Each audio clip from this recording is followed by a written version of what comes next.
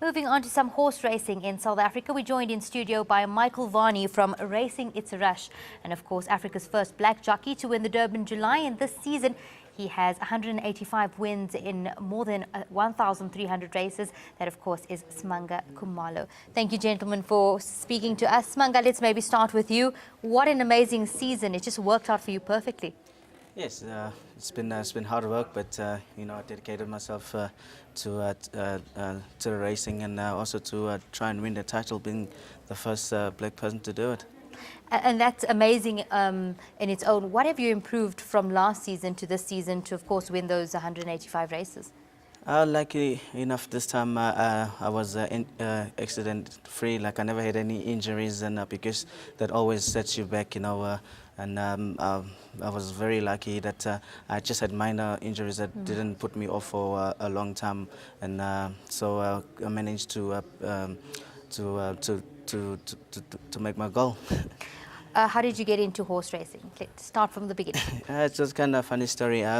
Jockey Academy sent out a scout to go to black schools and look out for young men who like to become jockeys. And at that time, I was 14 years old, and I've never seen a horse before, and I gave it a shot, and you know what, everything worked out, and here I am winning the July, and also winning the SA title, and also being to race overseas with the rest of the world.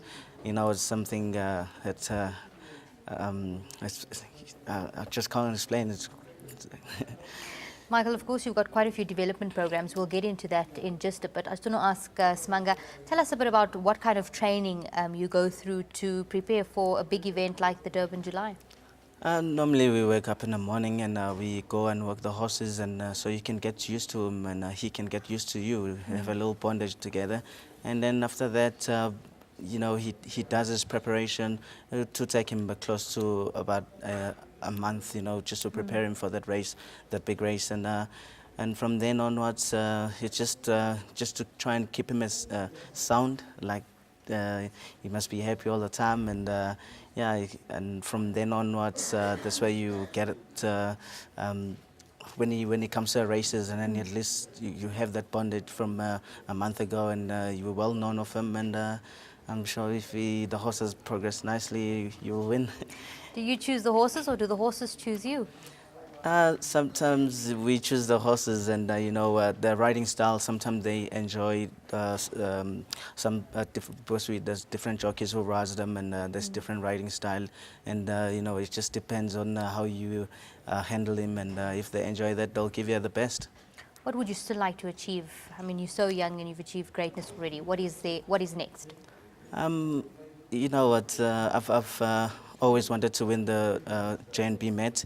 I think that's another most big race that I'd like to win, and also encountering the Gold Cup at Greyville, and from then onwards to travel overseas. And we've seen a couple of jockeys from South Africa who went overseas and actually had success there, and I'll hope to be one of them, and just to fly the flag high for South Africa.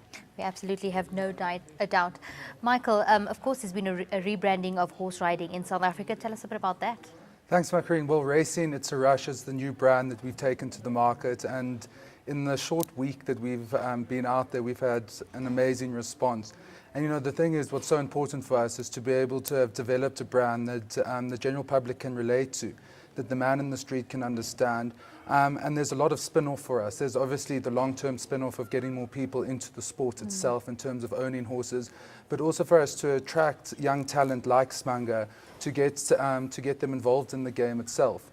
Racing It's a Rush it's a new brand. It's sophisticated, it's young, it's spunky, and that's what we believe is going to work for us in terms of attracting the younger and a new generation to the sport.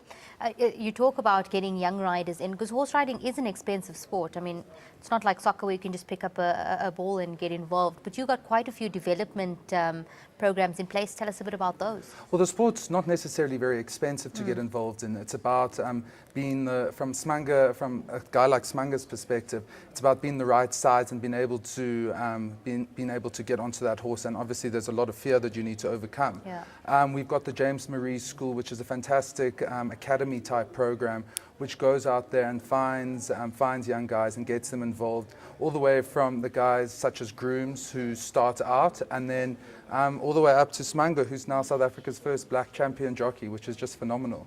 You spoke about the grooms. You actually were telling us a while ago about a program that you have where they start grooming the horses and they actually have an opportunity to become jockeys. Well, absolutely. We've got a partner, Catsita, and Catsita sponsor the Work Riders program, and that's an opportunity for the work riders and the guys that spend so much time with these animals to actually now get onto the horses and race them professionally. And it's a program that's working extremely well for us, and Catsita have now been involved for more than a couple of years now. Of course, all of our jockeys want to compete overseas, but we've always had an issue with quarantine in South Africa. How does this affect the development of the sport? It doesn't necessarily affect the development of the sport from the jockey's perspective, because the jockeys are free to, the jockeys aren't in quarantine. Yes. We have a bit of an issue with African horse sickness, Yes. which we're in the process of resolving. But our South African horses have just done incredibly well over there, and there's a huge appetite for the South African jockey and for the South African racehorse, thoroughbred.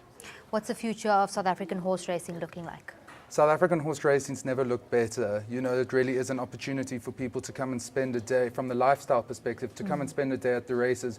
Where else do you have a new team to support every 30 minutes? And it's a fantastic lifestyle selection as opposed to going to the movies or going to a theme park. Come and spend a day at the races, spend it with like-minded people. And as I said, the future is looking incredibly good for us at the moment. Thank you very much, and we wish you all the best. Definitely, we're excited for this. Thank you. We'll see you at the races. Definitely. Thank you. That's all we have on Game On for you for now.